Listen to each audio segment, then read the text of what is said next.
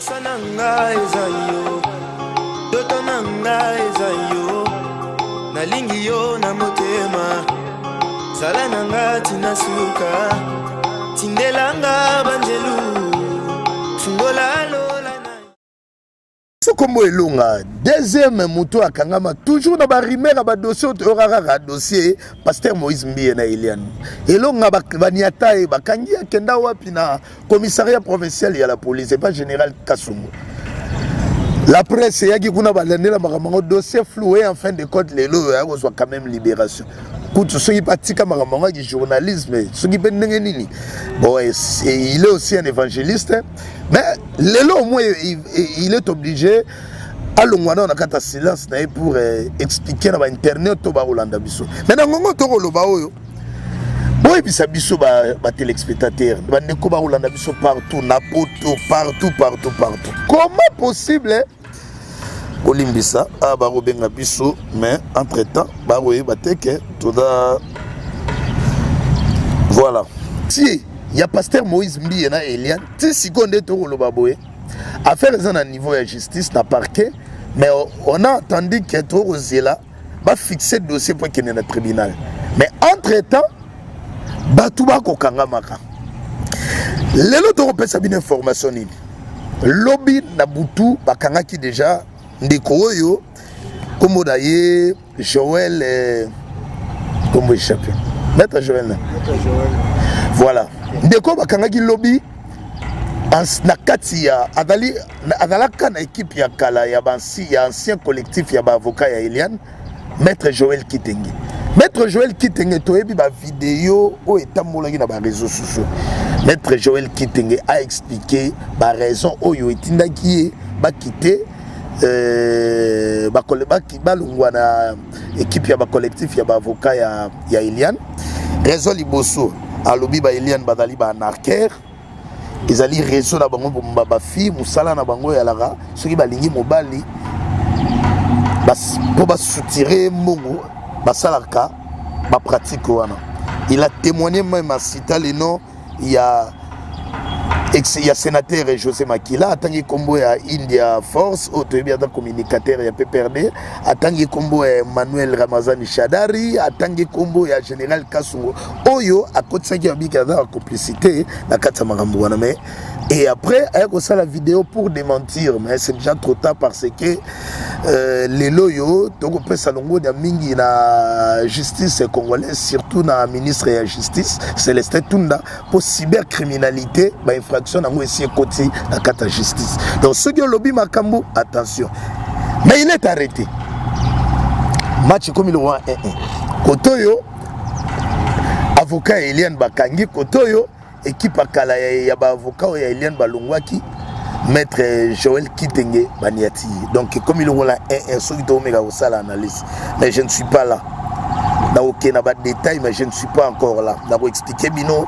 dossier on donne les gars na justice ba mama pe ba ya ba ina pour na kolobela makambo e umeli petro na o ya mabango moko et puis je vais chiter na ndeko na biso longa o pas na victime ya arrestation poto meka to solo là après na pesa bino matière contenue à makambo ndenge nini leki lelo na parquet à grande instance entre temps na do rappeler bino que avocat bakanga na parquet à grande instance ti mais Maître Joël Kitenge a se retrouvé dans le parquet à grande instance à Ouadakalam. Mais normalement, avocat bakangagaye dans le parquet général de la République. TVza Radio T. Maman Liboso ya Rambango.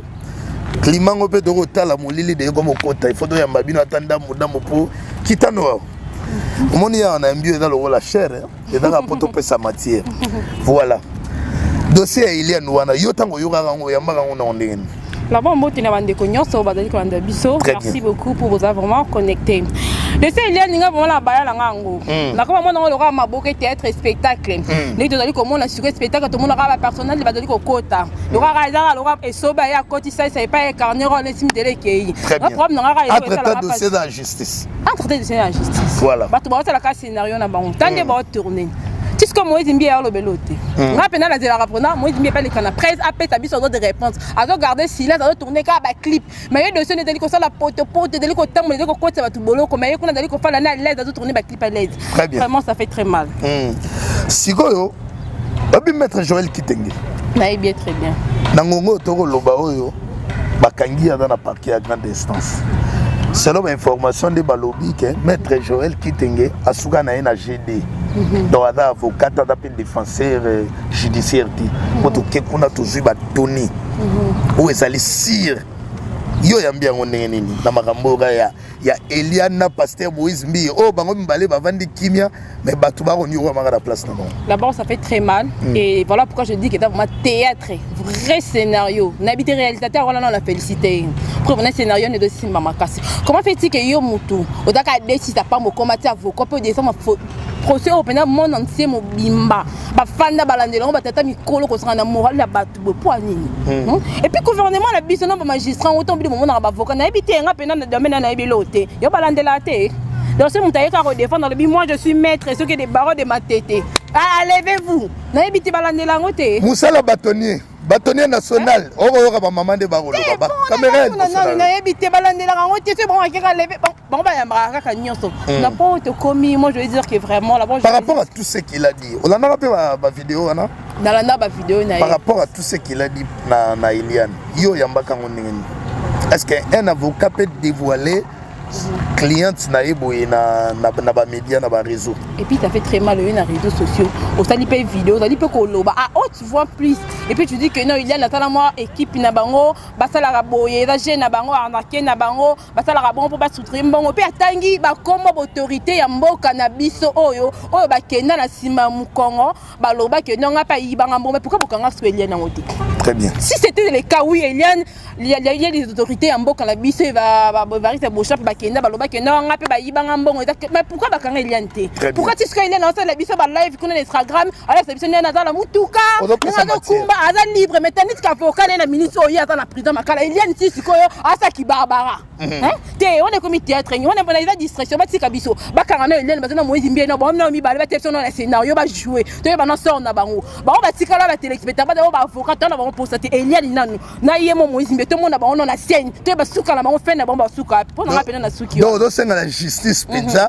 ba audience wane salima poto yeba quand même nani okozala coupa nani akoda coupa to moni Vital Caméra audience ne wane zalaki polele batuni son il est temps de kolandela komona pe ya ko critiquer mais pourquoi pas Eliane na Moïse Mbie pourquoi pas tout monde na bango pe protéger na bango comme directement oh ba magistrat ba dalai sur na congé ba daki na grève silité ni ne silate silite mais qu'est-ce qui manque pendant balandela protéger na suka très bien Tio toyera to zoyo etake maman au PCP impression na yo osikoyo maître Joël Kitenge pe balobi azali pe avocat te ndenge toyoki ba information ou eda sire parce que avocat bakangaka ye na parquet général ya république mais ye akeko se retrouver na parquet à grande instance oyo ezali instance oyo ezali habilité te mpona kokanga ye par rapport à ma déclaration salarié par rapport ya vrai face il y a maître Joël Kitenge tu retrouver le loi d'avocat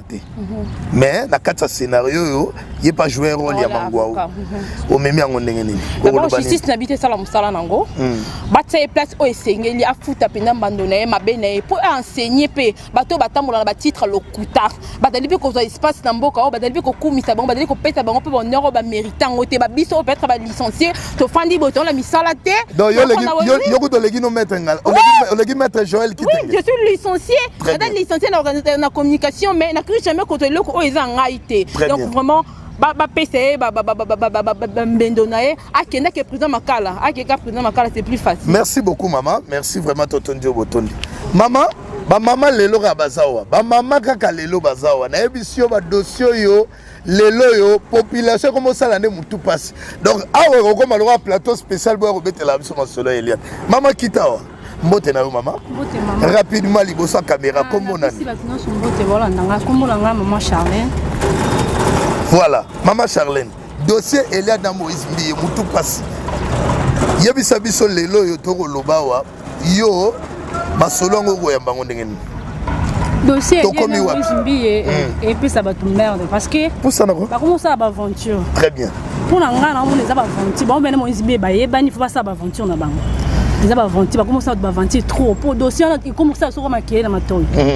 Souci na yo pesa nini? Est-ce que tout le monde appelle Ali Kambango justice congolaise a bengi pena total ba fixer dossier audience salami pour makambo ba vital camera togo mona makambo mukuna togo mona pourquoi jusqu'à nangonga o togo loba oyo dossier ya Moïse Nambi et si la raté yo loba nini na bandeko ba kotala yo partout na monde o bakanisaka lokola makambo ngo et si la to nini yo loba nini par moment na lobi boye pour moi nani mukuna bakangi pourquoi pas Moïse Nambi et Eliane ba arrêter bon ba bakanga bango bakanga bango ne basambisa bango parce que comme le roi théâtre pour bon ben c'est que baye baneza ba jeune na bon ça bon ban Eliane Moïse Nambi très bien pour baza l'aise ba vendre bon baza l'aise Eliane baza l'aise Moïse Nambi baza l'aise pourquoi pas bakanga bon balé pourquoi pas si on a ba vidéo oh yo mona ba ko sala pour na Eliane à tout moment parce que batu ba ko finga ye batu ba ko loba o ba ko loba lelo yo kutu ba uti ko kanga maître Joël Kitenge ba to ko bengena no maître mais to qui quand même ba vérité que abara na épée avocat et puis ada ni défenseur judiciaire asuga na ena GD mais atambola kaka na ba avocat yango épée ba koma ko benga ye maître yo koloba nini arrestation ya maître Joël Kitenge o adagi avocat ya kala ya Eliane mais lelo yo abalusa minduki contre Eliane pour un aza maître té parce que quoi ce qu'on a des 6 aza maître té aza des 6 ma maître et pour nga ba kanga ya za siko ya zali pour aza maître té aza les siko ya zali ba kanga c'est ça très bien merci maman o keneno lelo ne ba ga boloba ndamu to sala ba tour après to ya suga na elonga o wapi elonga o potwe lingana Afrique lingana ba province lingana o évangéliste elonga bakangiye pona makambo ya Eliane o bakangiye pona makambo ya présidence o bakangiye pona boy teveza radio te aoleka lelo awa bolugaka ya reprocher mais lelo na wa vérité mama toko yamba pe mama mopanzi sango mama oyo yeba yamba maître Joël Kitenge piri ya kosangana te mais oyo eza makambo musala mama kitana oyo atobeta na masolo Clarisse Wechi bonio bien mwana mboka dabisio tebe donc makaka elengi na masolo ya Moïse Nambi na Eliane bato musuba lobe comme théâtre de chez nous bato musuba loba boye mais enfin tout ça ben a droit ya kopesa matière pourquoi ba étudiant ba rolanda biso tant ba otala makambo yo e ko servir bango comme pratique OK tout à fait ba mettre ba kangama mais lelo yo te ko soit une vérité révélatrice o ba ko bisa biso maître Joël Kitenge o ba eba ki na collectif ya ba avocat ya Eliane oyo ba kangisi ti nangonga to ko loba maître Doli Mwanza ko se retrouver na prison raison nini ba lobi que parce que ba finga ki ba avocat wana mususu ke bazali ba avocat ba avocat par rapport à ce que Eliane balobaki lelo yo pe to moni ba vérité bimi ba kangi maître Joël Kitenge oyo yamba comme un avocat pour lobani voilà non ça l'analyse nanga par rapport ya Joël Kitenge c'est un avocat jusqu'à laisse-moi m'exprimer s'il te plaît très bien aoyo to bandaki koyamba tant que avocat to bandaki koyamba toko kanisa lokola avocat na yamena ba plusieurs émissions maître Joël Kitenge bon en parlant na monake à défendre marambu na bien et ceux qui biso to za ba connaissance juridique te comprendre ka ki as avocat bon tant lelo oyo ayeko kweya na maboko ya banzuzi to ya maboko ya ba l'état na l'état congolais et te baye koyeba ki azali avocat azali na ye asukara na 26 ou asaki kelas na asuki na deuxième grade moi je me demande très bien comment se fait-il que quelqu'un oyo azana na jusqu'à preuve du contraire azana diplômé peut passer à la télé ou bien kozwa ba marché ya tobengo ya motuya parce que ça ba marché o elekani un peu partout na ba réseaux sociaux oyo lelo oyo alekani est-ce qui est et ça kaka aswane ko ça musala par expérience ou bien abane ko ça musala parce que ayeba ki musala ya ba avocat malam to ko tangaka ba livre par-ci par-là ou bien ezala ki encourager par rapport ya bande connaît ba avocat comme maye na kati po comme appel avocat moi je me demande parce que Ngala si est là parce que Fonsi Kalombo était là collectif on a ancien makambo ya Elan quand même ils ont de baza ba homme ba avocat mo compétent on peut dire que ya motuya na République démocratique du Congo comment accepte-t-il que mutu oyo aza di domaine te peut-être aza na expérience kaka boye bo introduire rien na kati ya dossier. Voilà maintenant les conséquences. Donc les lots style na mbayi maman moko alobi ke comme e makambango da théâtre. Voilà maintenant donc nous aussi torobi tuna. Akoma ki ndenge nini na collectif ya ba avocat ya Eliane parce que Eliane ndeko yebisa biso ke basa ba professionnalité. OK. Donc toloba ke Eliane pe ayebaki ezalaki dit à quoi. Moi j'ai suivi Eliane dans une conférence dernière où à Salaki côté à je crois sur l'équipe Rompengaba au centre de Matakuna. Je l'ai suivi très bien, il a dit que na longo liba avocat nanga pona bazaki incompétent. Voilà. C'est ce qu'elle a dit. Et on s'est demandé, on croyait que peut-être c'était par rapport au Yambongo, peut-être ils ont eu l'argent et tout et tout. Et c'est aujourd'hui qu'on a compris qui est ça qui m'a ramambongo. Moi je demande cette histoire, c'est ce qui sert nanga autour les canaux à l'objet. Marambo na ngako mafati na nene te nazuka Eliane na tini ti baba soda bazweli nga bakanyeli nga Moïse Mbiye so asala so la gombe bakoti kuna bazweli nga Moïse Mbiye bayeli ngai bacheli biso bango na stade de ngai nani oyo Eliane bayewana bon ba avocat Eliane boya Maître Timalanga o azaka côté ya avocat ya Moïse Mbiye bo vanda wana RTNC yaka voilà. Télé 50 yaka antenne ayaka procès à la public toyoka parce qu'on est fatigué. Tu sais combien il y a battu lelo bazaki ba victime pour la situation Eliane. Très bien. Combien de journalistes au lelo même on peut pas citer les noms entre guillemets bazaki même empoisonné pour la marambu ya Eliane. Ah bon? Comment batu bazu ba appel ya menace pour la situation ya Eliane. Mais aujourd'hui, cette histoire de Eliane, elle est affrontée. Moi, je me demande, qu'est-ce qui se passe réellement dans ce dossier? Et moi, je dis, non, je dis à Eliane, tu es une femme. Tu as une avenir longue devant toi. Et je me dis ceci, est-ce que tu as vraiment des preuves concrètes pour les autres Sengaki? Le nom Moïse Mbiye a accusé. Et Moïse Mbiye, moi je me demande, étant que pasteur, quand on cite le nom, cite Betel Mobimba, dossier et bandé bandit, Tio Komi Boy, papa, t'as la relation niveau ça en Nzambe. So na zaina place ya Moïse Mbiye, na ngai na ya la mikitisi, na lobibo pesa ngamba no na ngai. Très bien. Ce qui n'a ça qui m'a bébo pesa ngai, peuple de Dieu, na sengi bo limbisi, na zamutu, na sumuki. David le faisait. Y'a un moment demandé à David l'homme selon mon cœur parce qu'il y a qui sont ka sumuki aye a sengi pardon. Biso va passer sur l'Olendo.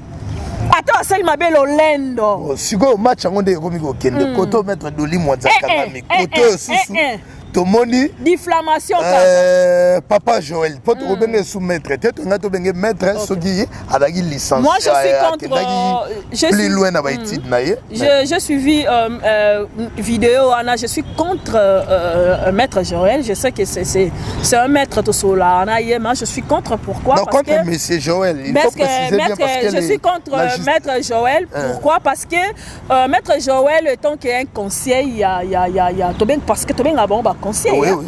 Et tant qu'il y a un conseil à Eliane, quel que soit le problème, il y a Eliane. Quel que soit Eliane a un enfant, et à Patati, et sa vie à Eliane, et sa vie n'a privée, ou sa qui n'a avant que ma maman Moïse Mbiye. Très bien. À cela qui n'a vraiment dans l'obligation de dire toutes ces choses. Voilà. Parce que à sa maître, pourquoi Galas n'a pas fait ça?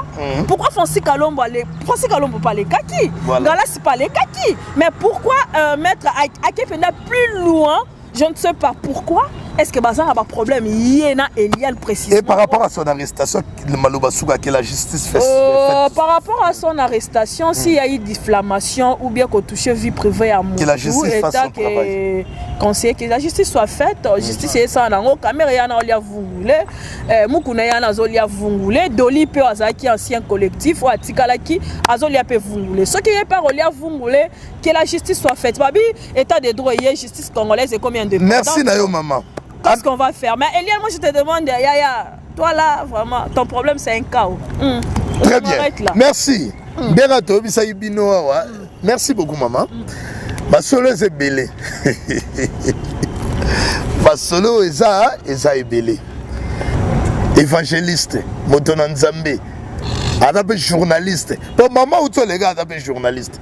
mwana mboka elonga boye bakama coronavirus mote na mwana mboka mbote ndeko na ngai très bien. Il y a beaucoup de temps passé tokaki makambo ya arrestation yo ozalaki moto bande kodefendre Eliane na télévision internet partout na mikili ya poto balandaka yo yebisa biso d'abord situation na yo po aloba mpe vérité yango mpena te boye bando bima okanga mondoko. Il s'agit de quelle vérité? On a défendre d'abord Eliane. Très bien. Je disais à Eliane, na major ya makambu na bango bazalaki nango, ezali soni parce que kombo ya église ezalaki na kati. Très bien. Au nom de l'église, étant moko ya ba chrétien, na comme ça Eliane elle doit se repentir à bongo la motema, so akoma ki na niveau osala makambu wana eza soni. Et puis la personne ou akende ko abiser na ye ndeko wana pa bongo la motema parce que acte posé que ça acte moko comment boya na kotanga kombo mais ça va comment mususu na munoko na biso epesa nzambe lokumu te ozomona ba kombo mususu na munoko na biso ezopesa nzambe lokumu te. Voilà. Alors en qualité d'un serviteur de l'Éternel na koyite kotanga kombo ya n'importe qui te za lokana ngina tombola satana ça na tina te voilà komona voilà au cours ya makambo wana sur les cas qui est l'équipe bon monsieur Salemaki un jour j'ai été interpellé à niveau ya IP crime. Et après interpellation nangai, j'ai été tendu sur PV. Et après Ango, la Kotaka vendredi, un certain vendredi, comme lundi à 22h. Donc l'IP crime avec Bakonzi au Bazalaki Wana, ils ont vite compris que les Zalaki problème il fallait qu'il arranger Ango. Tout arranger qui Ango, on avait réparé là où il y a eu Kozaki ba préjudice. Et ensuite j'ai été libéré. Donc c'est un peu ça. Motif il y a arrestation dans les Darani. Motif arrestation selon PV, il la diffamation et l'imputation dommageable. Ben infraction mikolo au sala succès au saranati. Oh, ils ont été élaboré. Moko ya bande ko présidence. On a un problème là. Toi à côté là moto moko. En fait, on est na yebité. Na yebité so ka côté la moto comment na yé etanga maka na dossier ya Eliane. Très bien. Donc, ceux qui bandeko ba Olanda yo bien, ceux qui bakanga kayo dali pour un dossier ya Moïse Mbiye na Eliane. Kombo ya ndeko wana mission oyo salaka voilà. Kombo moko etanga makati wana. Kolo kombo wana ndazala ki lese. Voilà. Nda sepela kité. Amonaki que hier ko kota na makambo wana te to kota ki ndenge nini. Très bien. Voilà pourquoi ça na posa ya justification na niveau ya l'état. Très bien. Ndé l'état interpellé ki biso. Ça ko obligé ko koma wana et puis ndeko wana ça ki na avocat na ye. On a eu à échanger, on a trouvé un terrain d'entente et puis c'était comme ça. On avait arrangé, voilà, aujourd'hui je suis là. Et l'on a très bien. D'abord, Oloba Kitoko. Merci. Depuis ton arrestation, Batika la Woyogo Sosa commentaire. Torture n'est pas qui ça, Tony? Non, on a torturé, torture par rapport à Yannick. Non, torture par rapport à ton arrestation, torture orale peut-être. Non. Banda wana na loba sote. Parce que faki na loba nini. Makambo na bandaka ko loba et c'est comme qui na suka. Le magistrat bagendaka congé. Il a fallu laisser la justice à sa moussa naïe. Très bien. La justice congolaise a sa compétence naïe. Avec sa compétence a ome makamu ndenge senga mema yango. Maintenant ngana ko loba nini na ko prédire doit ndenge nini parce que ce qui m'a besoin à niveau ya parquet, le parquet est là pour la répression. Très bien. A en matière répressive. Azolan de la infraction pour l'obéir comme ministère public, tu as la situation directe à niveau tribunal. Alors, ngai elonga na koloba nini na kati makambo. Mais liboso bande koloba nini yo. Bande koloba parce que combo ya Jésus-Christ bande ko tangama na kati ya sex tape. C'est là où moi j'étais. Que l'église de Dieu le lot est exposé. Et pas ya batumabe. Je vais vous non pas se bâtir. Dans ce matin, on s'est associé malgré mon ligne de comme Okita. Nangonga otoro loba, bakangi maître Joël Kitenge. Asiro Woyebay. Naïe bien à combo de vie. Maître Joël Kitenge, bazalaki ba avocat collectif, ya ba avocat ou bazalaki, ou babana ko défendre Eliane. Mais et après, Eliane a ko changer équipe ya Sika. Ache équipe ya Sika, équipe ya Sika. Et na moto se retrouvé à Kalazara maître Doli Mwanza mais maître Jimmy Ngalasi maître Francis Kalombo na maître oyo bon le loto oyo ka ba makambo pe belé maître Joël Kitenge bango balongwe comme collectif ya ba avocat ya Eliane nangonga o to koloba arrestation na arrestation na ye par rapport à la diffamation fraction bakangi la rayo yango lelo bakangi maître Joël Kitenge et puis bon ça biso de information parce que to kenaki ti na parquet à grande instance parce que daki question to mitunaki un avocat ba romemi ba kangi na parquet à grande instance il faut bakanga na parquet général mais to que se retrouver maître Joël Kitenge na parquet à grande instance oyo balobi asa même pas avocat ada ni défenseur judiciaire mais azali moto azarana ba mi na comme avocat. Premièrement d'abord arrestation na yo bakango na diffamation. Yepele lo bakangi na diffamation ya bien ngoni. Nga za ki interpeller la diffamation, yé ba PC mandat d'arrêt provisoire na diffamation. Excusez-moi na me ko expliquer ngo bongo. Yo da interpeller kaka na la police na commissariat. Nga za ki interpeller na diffamation, mais il y a un mandat d'arrêt provisoire MAP na diffamation. Très bien. Natanga qui peut moi droit. Et nous le battre na comme avocat. Voilà. Tant on a qui kotanga droit, ngai na eko juger itul ki na olata na tojité na ki na baro. Ne na simba ki na nga bibili na te ali lo banzambe. Très bien. Arrestation na yo yambia moderne. Mandat d'arrêt provisoire ba pesi ndeko oyo déjà na l'ordre judiciaire. Un avocat qui a arrêté à niveau de TGI, tribunal de grande instance, déjà, c'est qu'un avocat. C'est qu'un avocat. Ce qui est un avocat, il y a vice de procédure. Très bien. Et la compétence, il y a juridiction et quand il y a très bien. Ce qui est avocat, c'est normal. Alors, ce qui est déjà qu'il y a un avocat, je suis désolé. Raison c'est là qui nini. Et comme si de côté comme un niveau comme ça avocat a qui n'a pas que comparaître réseau à la kinini ce qui est sur un avocat tant que c'est belé quoi apprendre ici la raté ngana se retrouver dans auditoire na professeur ya madame nanga molili professeur madame nanga to se retrouver dans auditoire na rattraper même à question est sous capot tout tika bateau baroula na biso partout même son arrestation au bengiango mapuana yeba yango ke c'est parce qu'il y a un dossier d'un pasteur. Il y a un pasteur avec une femme. Le lot de l'arrestation, au Salima par rapport à ce dossier. Il y a un mouton qui a crié autant de Salimagi. Le lot de Kangama, il n'y a même pas incliné à ce dossier. Il y a un dossier à pasteur, une demoiselle.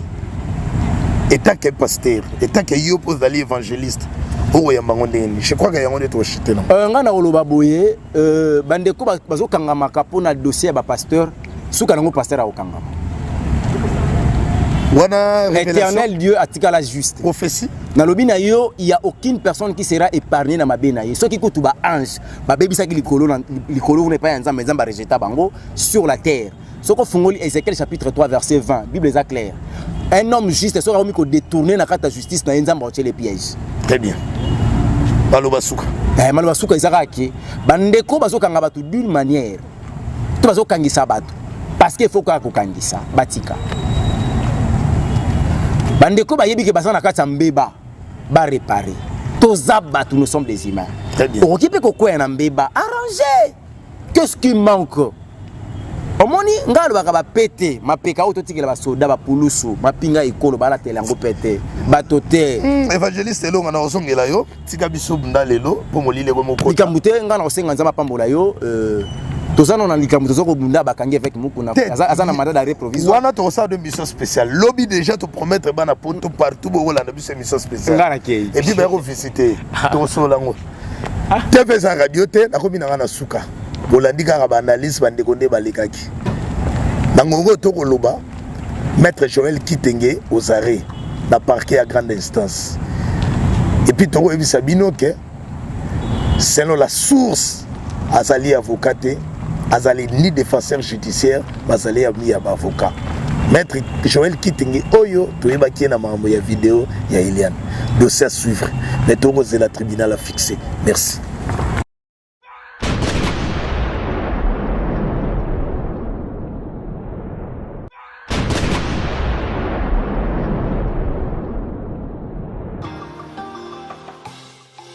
Nanga ezayo Doto nanga ezayo Nalingi yo na motema Zala nanga tinasuka Tindelanga banjelu Tungola